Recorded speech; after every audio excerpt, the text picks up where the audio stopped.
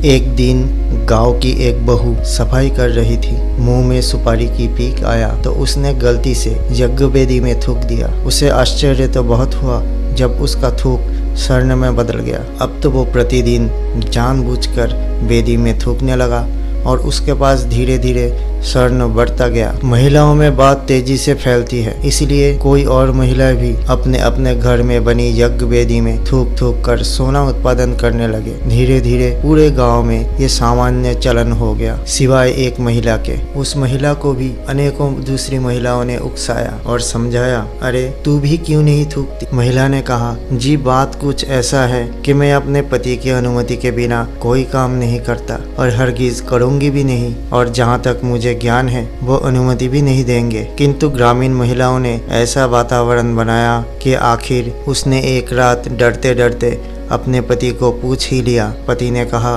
खबरदार जो ऐसी काम किया, यज्ञ वेदी क्या कोई थूकने का जगह है। पति की चेतावनी के आगे बेबस महिला चुप हो गई। पर जैसा वातावरण था और जो चर्चाएं होती थी, उससे वो साध्वी स्त्री बहुत व्यथित होने लगे। खासकर उसके सूने गले को लक्ष्य कर अन्य स्त्रियां अपने नए नए कंठहार दिखाते और वो स्त्री मन ही मन घुटने लगी। पति की व्यस्तता और अन्य स्त्री की उल्हाने उसे धर्म संकट में डालने लगे। वो सोचने लगा, शायद ये मेरा दुर्भाग्य है अथवा कोई पूर्व जन्म की पाप है कि एक सती स्त्री होते हुए भी मुझे एक रति सोने के लिए भी तरसना पड़ रहा है। शायद ये मेरे पति का कोई गलत निर्णय है और इस धर्म आचरण ने मुझे दिया ही क्या है। जिस नियम के पालन से दिल कष्ट पाता है उसका पालन ही क्यों करूं। और हुआ ये कि वो बीमार रहने लगी। पतिदेव इस रोग को ताड़ गए और उन्होंने एक दिन ब्रह्म मुहूर्त में सपरिवार गांव त्यागने का निर्णय लिया। गाड़ी में सारा सामान डालकर वे रवाना ही हो गए। सूर्योदय से पहले पहले ही वे बहुत दूर निकल जाना चाहते थे, किंतु अरे